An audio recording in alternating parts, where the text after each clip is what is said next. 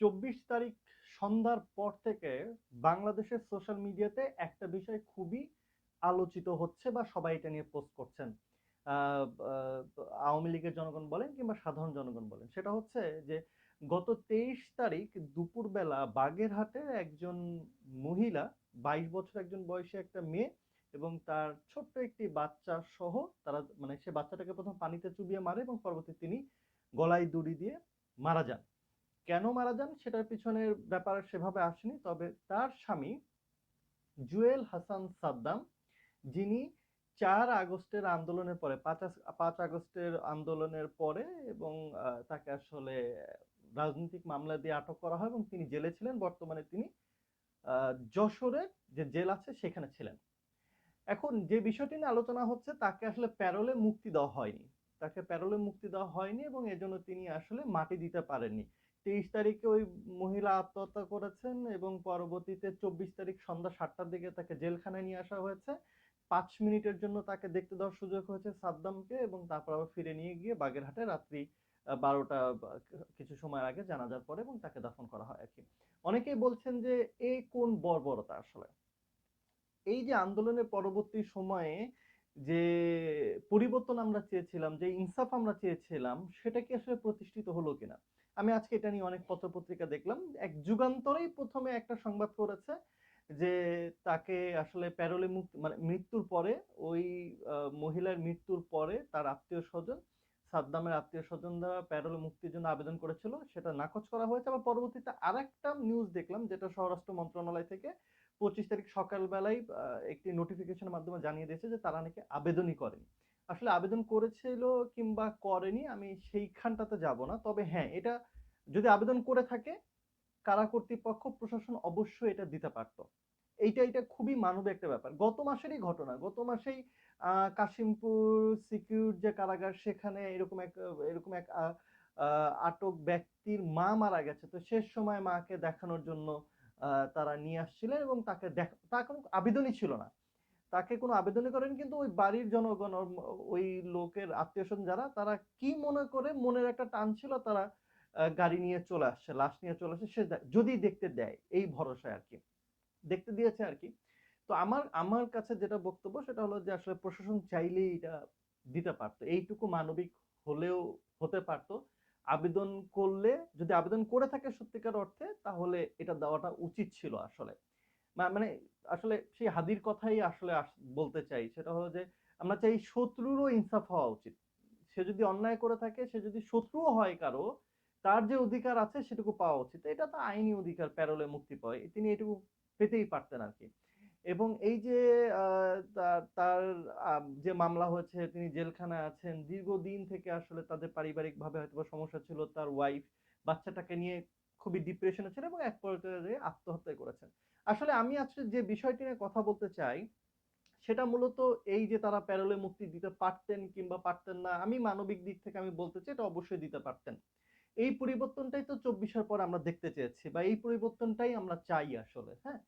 আ আমরা চাই মানবিক বাংলাদেশ। যেখানে মানবিকতাই হোক মানে মূল ব্যাপার আরকি, হ্যাঁ? তো এই জায়গাটায় এই জিনিসটা হতে পারত আরকি। কিন্তু আমরা এখন সোশ্যাল মিডিয়াতে অনেকেই লিখছেন, অনেকেই বলছেন যে আসলে এটা মনে থাকবে। এটার এই যে কারা কর্মকর্তা বা যে প্রশাসন তাদের ছবি-টবি দিয়ে প্রকাশ করা হচ্ছে যে আমরা চিনে রাখছি, সে না থাকলেও তার আত্মীয়স্বজন সবাইকে হিসাব দিতে হবে।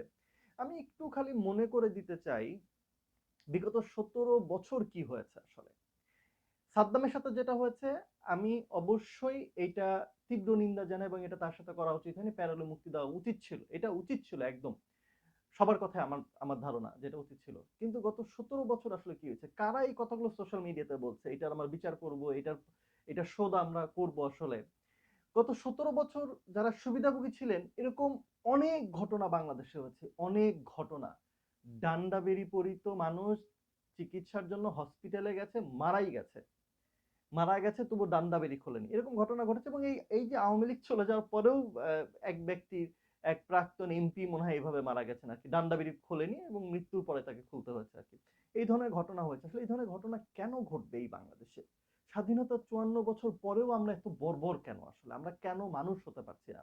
গত ১৭ বছর আমি এরকম অনেক মানুষকে চিনি আপনারা বলছেন, অনেকেই তুলছেন, এই যে গত বছরকারই ঘটনা, ঢাকায় একটা ভিডিও এখন খুব শেয়ার হচ্ছে। বিএনপি করার জন্য, যুবদল করার জন্য এক ছেলেকে খুঁজতে গিয়েছিল, পায়নি। পরবর্তীতে তার বাবাকে তুলে নিয়ে গিয়ে সে তার বাবাকে মেরেই ফেলেছে। তো সেই ছেলে কিন্তু আক্ষেপ করে বলছে, যুবদল করা, বিএনপি করা যদি অপরাধ হয়ে থাকে একদিন বাংলাদেশে, আওয়ামী লীগ করা, মানে ছাত্র লীগ করা অপরাধ হবে আসলে। দেখেন, আল্লাহ ছাড় দেয় কিন্তু ছেড়ে দেয় না। কিভাবে সবগুলো যেন আবার প্রতিফলন ঘটছে আসলে। আমি এরকম মানুষকেও চিনি রাজশাহীতে, শিবির করার জন্য তুলে নিয়ে গিয়ে ক্রস ফায়ারে দিয়েছে। রাজশাহীতে যারা আমার ভিডিওটা দেখছেন, আপনার তো মনে থাকতে পারে 2017-18 সালের দিকে এরকম ঘটনা, বা 19-এর দিকের ঘটনা। জাস্ট বিশ্ববিদ্যালয়ের সামনে যে রেডিও সেন্টারের মাঠ আছে, সেখানে গাছ দিয়ে তো পুরাটাই তো অন্ধকার। সেইখানে রাত্রের বেলা র্যাব আর পুলিশ নিয়ে গিয়ে একটা ছেলেকে মেরে ফেলে দিল। তো তার বাবা, দাঁড়িয়ালা বাবা, সে এসে কি যে আহাজারি, বিশ্বাস করেন, মানে আপনি এটা নিতে পারবেন না।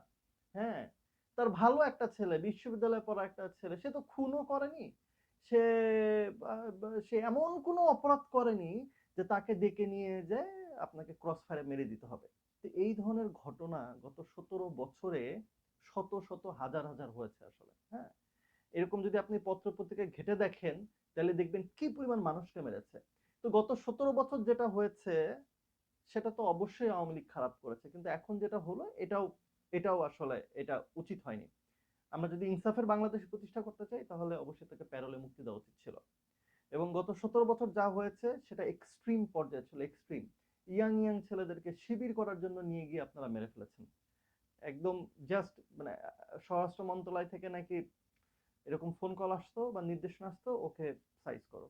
বা রাজশাহীর যিনি মেয়র ছিলেন, বা অমুক জেলার যিনি এমপি ছিলেন, তারা লিস্ট করে পাঠাতেন, এরা এরা ডিস্টার্বিং এলিমেন্ট, এদেরকে পিক আপ করো, এদেরকে ক্রস ফায়ারে দাও, সহজ হিসাব। আমার এলাকাতে দেখেছি ক্রস ফায়ারের ভয় দেখিয়ে যিনি বিএনপির কমিশনার ছিলেন, তিনি আওয়ামী লীগের কমিশনার হয়ে গেছেন ক্রস ফায়ারের ভয়ে। হ্যাঁ, দল পরিবর্তন করে ফেলেছেন। তো এগুলো তো হয়েছে বাংলাদেশে, তো এগুলো হয়েছে, যাই হোক, সেগুলো নিয়ে কোনো কথা বলতে চাই না। এগুলো গত 17 বছর যারা সুবিধা নিয়েছেন, গত 17 বছর যারা ছাত্রলীগ করেছেন, কেউ হয়তো বা ছাত্রলীগে জয়েন করেছেন 2015 সালে, কেউ হয়তো বা 18 সালে, কেউ হয়তো বা 2020-এ, কেউ হয়তো বা 2022-23-এ। আপনারা যখন ছাত্রলীগে জয়েন করেন, আপনার ফুল ফর্মে আপনারা মুখ দিয়ে যা বলতেন তাই হতো। কিন্তু যারা নির্যাতিত ছিল, যাদেরকে নির্যাতন করা হয়েছে প্রশাসন থেকে, যাদেরকে মেলে ফেলা হয়েছে, তখন আপনারা এগুলো ফিল করেননি। এখন যখন আপনাদের উপর এই সেম ঘটনাটা হচ্ছে, আপনারা এবার মনে করছেন যে এইটা পৃথিবীর সব থেকে মানবতা বিরোধী কর্মকাণ্ড হচ্ছে। আমি বা আমার নিজের বন্ধু, আমার ক্লাসমেট আওয়ামী লীগ করতো জন্যে এখন সে আর রাজশাহী যেতে পারছে না। কিন্তু গত 17 বছর সে কিন্তু শেঠ ছিল। তার জন্য অনেক বিএনপির ছেলেপেলেরা বাড়িতে ঘুমাতে পারতো না, অনেক শিবিরের ছেলেপেলেরা বাড়িতে ঘুমাতে পারতো না। এবং সে এখন মনে করছে যে তার সাথে যেটা হচ্ছে সেটা নাকি অন্যায় করা হচ্ছে। সে রাজশাহীতে গেলে তাকে মেরে ফেলবে নিশ্চিত। কিছুদিন আগে তাকে রাজশাহী শহরে কোন একটা জায়গায় ঘিরে ফেলেছিল, কোন রকমে আত্মা নিয়ে, মানে জান নিয়ে বের হয়ে আসে। সে ভাবছে যে বিগত সময় তার কোনো অন্যায় হয়নি, কিন্তু সে এখন মনে করছে তার সাথে যেটা হচ্ছে সেটা অন্যায় করা হয়েছে। কারণ তার পরিবারে তার ভাই বোন কেউ অত্যাচারে আসলে অত্যাচারিত হয়নি, সেজন্য সেই ফিলটা করতে পারে না। তার ধারণা যে আওয়ামী লীগের সাথে এখন যে আওয়ামী লীগ যা করেছে তাদের এগুলো কোনো মনে নেই, কিন্তু এখন তাদের সাথে যেটা করা হচ্ছে এটা মনে হচ্ছে যেন এটা সব থেকে বড় মানবতা বিরোধী অপরাধ করে ফেলছে। কিন্তু এই যে ইট ইট মারলে যে পাটকেল খেতে হয়, এখন বিষয়গুলো কিন্তু ঠিক তেমনই হচ্ছে। যে পরিমাণ ইয়াং ইয়াং ছেলেপেলেদেরকে মেরে ফেলেছে, এই যে জঙ্গি নাটক করে যে সকল ইয়াং ছেলেদেরকে মেরে ফেলেছে, এগুলো তো ইতিহাস, এগুলো তো মুছে ফেলতে পারবেন না। অন্যায়ভাবে মেরে ফেলা হয়েছে। তো এখন যেটা হচ্ছে, এগুলো তারই প্রতিফল। কিন্তু আমরা চাই না যে এগুলো আর হোক। এগুলো মানে পাল্টাপাল্টি এই ধরনের ঘটনা আর ঘটুক। এবার আসল কথায় আসি। শেখ তন্ময় যেই যেই আসনের ঘটনা, এটা সেই আসনের এমপি ছিলেন শেখ তন্ময়, এবং 24শে আগস্টের পর তিনি কিন্তু চলে গেছেন কানাডায় বা আমেরিকায়, যেখানে হোক না কেন। এই ছেলেটা, এই যে সাদ্দাম, যে ছেলেটা, সেই ছেলেটা কিন্তু ওর খুবই ক্লোজলি ছিল, এবং বিগত সময়ে ওর পিছনে ওর সারাটা জীবন দিয়ে দিল, একদম সময় 24 ঘন্টা দিয়ে দিয়েছে। কিন্তু দেখেন, আমার এমপি চলে গেছেন শেখ তন্ময়, শেখ পরিবার চলে গেছেন দেশের বাইরে, রেখে গেছেন এই অসহায় সাদ্দামদেরকে। হ্যাঁ, সাদ্দামের এটা হয়তোবা পাওনা ছিল। সে হয়তোবা, আমি বলছি না সে অনেক অপরাধ করে ফেলেছে, কিন্তু সাথে থাকলে যা হয় সেটা তার বলার অপেক্ষায় থাকে না। সে, সাদ্দাম যদি চোখ বন্ধ করে, সে ঠিকই অনুভব করতে পারবে সে গত 17 বছর কি করেছে, তার প্রতিফল সে পেল কিনা। সে যদি কোনো মানুষের সাথে অন্যায় করে থাকে তাহলে তার প্রতিফল সে এখন পাচ্ছে। এইটুকু মানতে হবে আপনাদেরকে আসলে, হ্যাঁ? তো তরুণ প্রজন্ম যারা গত ১৭ বছর দেখেন আপনাদের এটা শিক্ষা। সাদ্দাম হচ্ছে আমাদের জন্য একটা শিক্ষা, আমাদের তরুণদের জন্য। যারা এখন ধরেন আপনি ছাত্রদল করছেন, ভাবছেন যে আপনি তো এখন সামনে আপনারই পাওয়ার।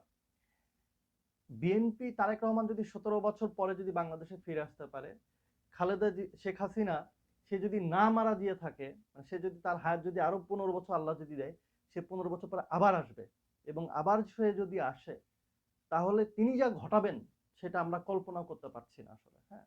এই যে প্রতিহিংসার রাজনীতি থেকে বের হয়ে আসা উচিত তরুণদেরকে। এটা হচ্ছে একটা শিক্ষা যে আপনি যার জন্য যার পিছনে জীবন দিয়ে দিলেন সে কানাডায় গিয়ে বসে আছে, আর আপনি টাকার অভাবে কেস লড়তে পারছেন না, টাকার অভাবে আপনার বউ আত্মহত্যা করলো বাচ্চাকে নিয়ে, এর থেকে বড় কষ্টের আর কি? তো এখন যারা তরুণরা রাজনীতি করছেন, জীবন যৌবন দিয়ে দিচ্ছেন নেতার পিছনে, একটা সময় হয়তো আপনাদের এই পরিণতি আসবে যদি আপনারা অন্যায় করতে থাকেন। আসলে এটা হচ্ছে একটা লার্নিং, আমাদের চোখের সামনে একটা লার্নিং। আপনি দেখেন উন্নত বিশ্বে রাজনীতি যারা করে এত মানুষের তো দরকার নাই। কেন আমাকে একটা মিছিলে ১০,০০০ মানুষ নামাতে হবে? কেন একটা সমাবেশে আমাকে ২ লক্ষ মানুষ আনতে হবে? যারা রাজনীতিবিদ আপনি দেখেন উন্নত দেশে দেখেন, আমার অস্ট্রেলিয়াতে কই আমি কোনোদিন এখানে কোথাও একটা মিছিল দেখলাম না। কই তরুণরা তো ভাই এখানে সেভাবে লাইন ধরে মিছিল করে না। লাঠিয়াল বাহিনী তো তৈরি হয় না বিশ্ববিদ্যালয়গুলোতে। যারা রাজনীতি করে তারা সেভাবেই রাজনীতি করে। তরুণদের কাজ কি রাজনীতি করা? আপনি যদি বলতে পারেন যে তরুণদেরকে নেতৃত্ব শিখতে হবে, হ্যাঁ, সেটা শেখার অনেক ব্যবস্থা আছে। কিন্তু এই লেজুর ভিত্তিক রাজনীতি, যেখানে সাদ্দামদের মতন পরিণতি ভোগ করতে হয়, যেখানে ১৭ বছরে শত শত তরুণরা যারা শিবির করার দায়ে জীবন দিয়ে দিয়েছেন, কেউ পঙ্গুত্ব হয়ে গেছেন, রাজশাহী শহরে দেখেছি কারো পা কেটে নিয়েছে। তো এই রাজনীতি কেন হবে? যারা রাজনীতিবিদ, যারা সংসদে গিয়ে আইন প্রণয়ন করবেন, তারা তারা তারা তাদের মতন করে রাজনীতি করবেন, তারা সমাজের জন্য রাজনীতি করবেন। কেন এই লাঠিয়াল বাহিনী লাগবে? কেন আপনাদের তরুণ যুব শক্তি লাগবে? হোয়াই? যারা মেধাবী তাদেরকে পিক করেন। আপনি আমাদের যাদের কোনো ধরেন এই যে সাদ্দাম, আমি জানি না তার শিক্ষা দীক্ষা তার পরিচয় কি।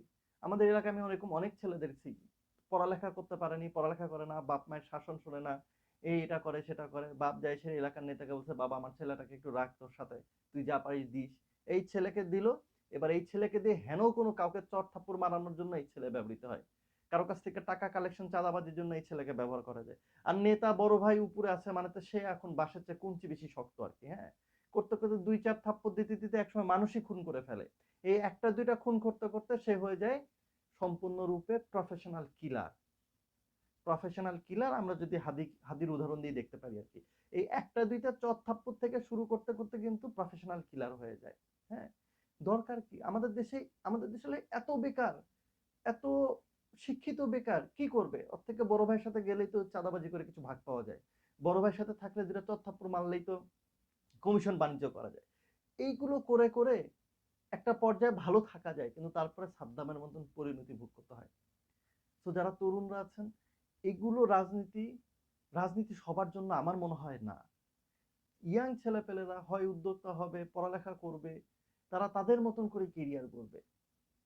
তারপরে কেরিয়ারে একটা নির্দিষ্ট পর্যায়ে গিয়ে যদি মনে হয় আমি এনাফ সেটেল ডাউন, দেন এবার আপনি রাজনীতিতে আসেন। আপনি কিছু করেন না, আপনি করেন রাজনীতি।